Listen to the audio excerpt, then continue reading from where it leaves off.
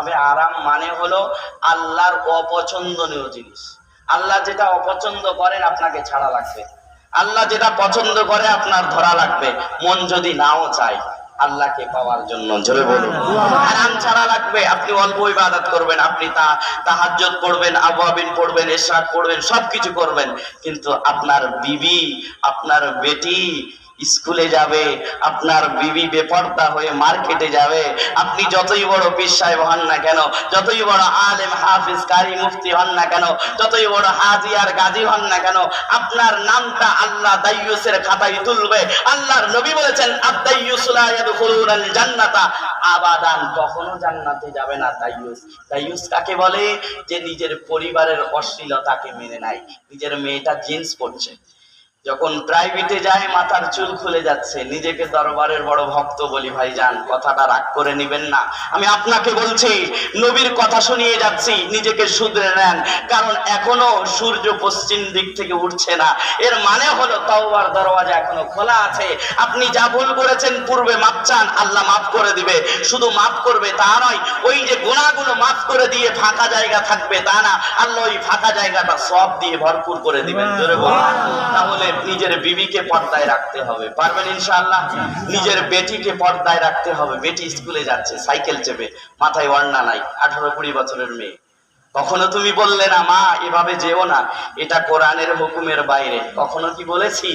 না, আমার বেটি দুনিয়াবি শিক্ষায় শিক্ষিকা হবে, একটু যাক না বইলে নয়, এখন ডিজিটাল যুগ, কি বলেন, সমাজের সাথে তাল মিলিয়ে চলতে হবে। তাকওয়া যে কি জিনিস এটা বলে আমি ছেড়ে দেবো ইনশাআল্লাহ। কষ্ট হবে না তো আপনাদের? হ্যাঁ, একটু চেয়ে নিচ্ছি, বেয়াদবি মাফ করবেন, 2-4 মিনিট চেয়ে নিচ্ছি।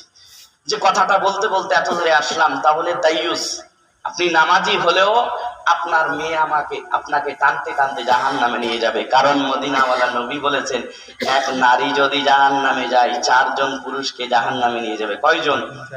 4 জন, তাই তো? মনে রাখবেন, 1 পিতাকে নিয়ে যাবে, 2 নিজের বড় ভাইকে নিয়ে যাবে, 3 স্বামীকে নিয়ে যাবে, 4 তার বড় সন্তানকে নিয়ে যাবে। সেই জন্য বলবো ভাইজান, আপনি অল্প ইবাদত করেন, ফরজিয়াত, ওয়াজিবাত, সুন্নাতে মুআক্কাদা, যেগুলো ছেড়ে দিলে গুনাহ হয় সেগুলো করেন, আর নিজের বিবিকে, নিজের বেটিকে পর্দার ভিতরে রাখেন। এই অল্প ইবাদত আপনাকে জান্নাত পর্যন্ত পৌঁছে দেবে। জোরে বলুন সুবহানাল্লাহ। লিখে রেখে দেন, কারণ আল্লাহ বলেছে আল্লাযী খালাকাল মাউতা ওয়াল হায়াতা লিয়াবলুয়াকুম আইয়ুকুম আহসান। আল্লাহ এখানে আকসার বলেন নাই, বেশি নয়, ভালো। আপনি ভালো করেন, আপনার বিবিকে পর্দা করান, আপনার বেটিকে পর্দা করান। দুনিয়াবি শিক্ষা দরকার নাই যদি সেখানে কোরআনের বিরোধী হয়, সেখানে যদি পর্দা নিষিদ্ধ হয়। আপনার মতন পিতা, আপনি যদি ইমানদার হয়ে থাকেন, ওই স্কুলে গিয়ে আপনাকে বলা উচিত ছিল, দুনিয়াবি শিক্ষা করতে গিয়ে যদি কোরআনের হুকুম মানতে নিষেধ করা হয়, তাহলে দুনিয়াবি শিক্ষা লাথি মেরে আমি কোরআনের হুকুমটাকে মাথার তাজ মনে করে আমার বেটিকে আমি বাড়িতে রাখবো। আমার বেটি মূর্খ হোক তারপরেও কোনো অসুবিধা নাই, আমার বেটি কোরআন মানলে ওয়ালি হোক। জোরে সুবহানাল্লাহ। তাহলে যে কথা বলছিলাম, তাহলে আপনার অল্প ইবাদত করবেন, ভালো ইবাদত করবেন। মদিনাওয়ালা এক হাদিসে বলেন, ইত্তাকিল মাহারিম, তোমরা হারাম ছেড়ে দাও। কি বললেন? হারাম, অর্থাৎ আল্লাহর অপছন্দনীয় জিনিস ছেড়ে দাও।